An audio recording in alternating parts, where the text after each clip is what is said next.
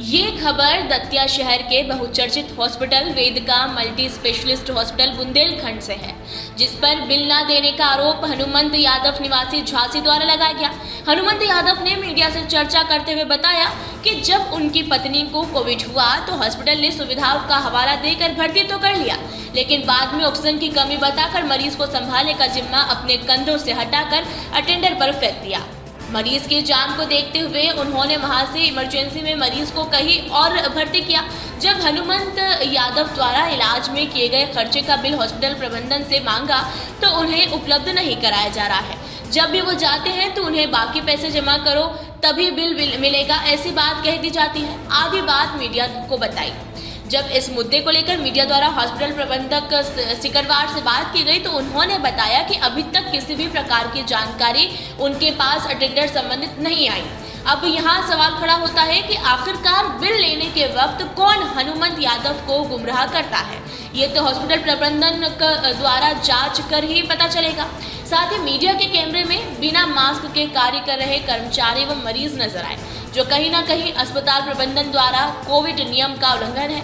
Media के द्वारा बताने पर भी उल्लंघन को लेकर कार्रवाई का हवाला दे दिया गया प्रबंधन द्वारा। वहीं खैर इस मुद्दे को लेकर क्या कुछ कहना है अटेंडर हनुमंत यादव एवं हॉस्पिटल प्रबंधक सिकरवार का, देखिए इस रिपोर्ट में। यादव का कोई भी अटेंडर अभी तक मेरे पास ना तो आया है, ना उन्होंने कोई लिखित में मेरे से कोई ऐसा बिल या किसी भी अन्य दस्तावेज की मांग की है। यदि उन्होंने हमारे यहाँ इलाज कराया होगा तो उनके पास रसीदें होंगी, उनके पास जो भी रसीदें हों वो लेकर मेरे पास आएँ, उनको बिल हम लोग उपलब्ध कराएंगे। सर, उनका कहना है कि जब हम हॉस्पिटल जाते हैं तो वो कहते हैं शाम की शिफ्ट का मामला है, आप शाम को आइए। जब वो शाम को आते हैं तो वो कहते हैं कि सुबह आइए। उनका कहना है कि उन्हें घुमाया जा रहा है, बिल प्रोवाइड नहीं कराया जा रहा है। हॉस्पिटल पे सामने रिसेप्शन है, वहाँ पे मेरा नंबर डिस्प्ले है। जो भी मरीज जाता है उनके सबके पास मेरा नंबर है, अटेंडरों के पास मेरा नंबर होता है। आज तक हनुमंत के अटेंडर ने मुझे अगर कॉल लगाया हो तो उसकी रिकॉर्डिंग मुझे भेजें या उसकी कॉल डिटेल मुझे भेजें, जब मैंने उनकी बात नहीं सुनी हो या नहीं मानी हो। अगर उनके पास रसीदें हैं तो वो अपनी रसीदें लेके आएँ और मुझे बताएं, मैं उनको बिल उपलब्ध कराऊँगा। बिल उपलब्ध कराते हैं तो हनुमंत से हमें कोई परेशानी थोड़ी है उपलब्ध कराने में। अब द्वारा भी भेजा है उसकी, मुझे उनका ऐसा कोई पत्र प्राप्त नहीं हुआ है जो उन्होंने डाक द्वारा भेजा है। अगर उन्होंने कोई भेजा है तो वो उसकी प्रति लेकर मेरे पास आ सकते हैं। मैं यहाँ 12 बजे से लेकर रात 9 बजे तक उपलब्ध रहता हूँ अपने ऑफिस में। कभी भी आकर मेरे से मिलें और जो भी उनकी समस्या है वो आकर मुझे बताएं और अपने बिल लेके जा सकते हैं। सर, अभी जब हम हॉस्पिटल में आए आपके द्वारा मास्क का प्रयोग किया जा रहा है, लेकिन रिसेप्शन पर और जो गनमैन और जो बैठे हुए वो मास्क का प्रयोग नहीं कर रहे हैं, क्या कहना है? हम सबको निर्देशित करते हैं, रोज़ बताते रहते हैं कि मास्क लगाना है। कई बार मरीज के जो अटेंडर होते हैं वो या कई स्टाफ द्वारा लापरवाही की जाती है, समय समय पर हम उन्हें निर्देशित करते रहते हैं और इन चीज़ों का पालन कराते हैं। अगर ऐसा कुछ होगा तो हम आगे और उस पर सख्ती करेंगे और उनका पालन करवाएंगे। हनुमंत सिंह यादव है और मेरी पत्नी श्रीमती मालती देवी 21 अप्रैल 2021 को कोविड हुआ था उनको जी।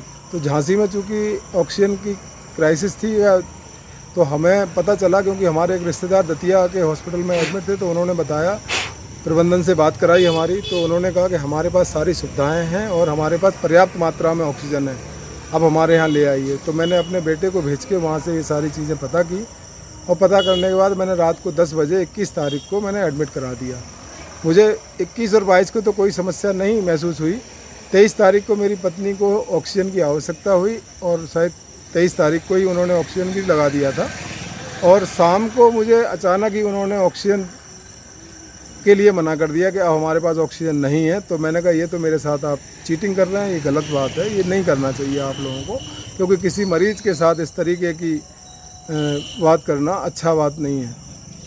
तो चूँकि मेरा मरीज़ था और ऑक्सीजन ख़त्म हो गई थी तो उसके जीवन काल को देखते हुए मैंने समझौता किया और समझौता स्वरूप मैंने रात में ही व्यवस्था करके अपने को वहाँ से चले आए और मेरे को इन्होंने रेफर लेटर दिया, बाकायदा सारी चीज़ें दी।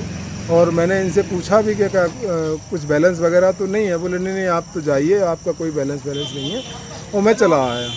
उसके बाद फिर जब मेरी पत्नी जब ठीक हो गई, जब मैं इनके पास बिल लेने पहुंचा तो इन्होंने अनावश्यक रूप से मेरे को कहा कि बिल आपको तभी मिलेंगे जब आप हमें एक्स्ट्रा पैसे 8,000 9,000 और देंगे। तो हमने कहा मेरे ऊपर तो कोई ड्यूज था नहीं, आप एक्स्ट्रा पैसे किस बात के मांग रहे हैं? ये तो गलत बात है आप लोगों की। आप इस तरीके से प्रबंधन जो आपका है वो गलत है, मेरे से मुलाकात कराइए।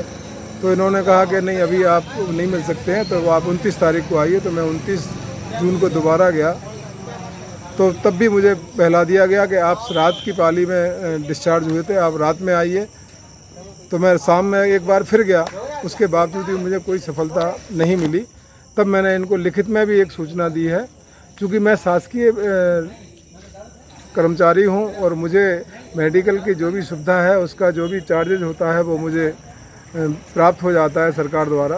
अब इनके द्वारा बिल ना दिए जाने के कारण मेरा वो बिल जो इनकी अस्पताल में खर्च हुए हैं, मेरे 45-40 हज़ार रुपये का जो बिल बना था टोटल दवाइयाँ सहित, उसमें से 20,500 रुपये के बिल जो मैंने इनके पास मेरे पास पर्चियाँ हैं उनके बिल ये नहीं दे रहे हैं हमें, जिसके कारण मेरा बिल नहीं पास हो पा रहा है। तो मेरी मुख्य समस्या यही है कि मुझे बिल प्राप्त हो जाए और मेरा आर्थिक नुकसान ना हो, और भविष्य में कम से कम किसी अन्य लोगों के साथ इस तरीके का दुर्व्यवहार ना करें और किसी का नुकसान ना हो। जब आप बिल के लिए जाते हैं तो किस तरीके से आपको प्रबंधन द्वारा बात की जाती है? प्रबंधन का कोई भी व्यक्ति मिलने नहीं आता है। रिसेप्शन पर जो लोग मौजूद होते हैं वही कहते हैं कि अभी आप हमारा ये नहीं है, अभी आप हमारा वो नहीं है, और आप अभी जाइए, अभी किसी से कोई है ही नहीं है, किससे बात करा दें। मैं आज तक यही नहीं समझ पाया कि इनके प्रबंधन बैठते कहाँ हैं और है कौन। अब आप क्या चाहते हैं? अब हम तो ये चाहते हैं कि हमारा जो है बिल सुलभ तरीके से उपलब्ध हो जाए और हमें बिल प्राप्त हो जाए, मेरी यही समस्या है। दतिया से लोकेश मिश्रा की ये रिपोर्ट।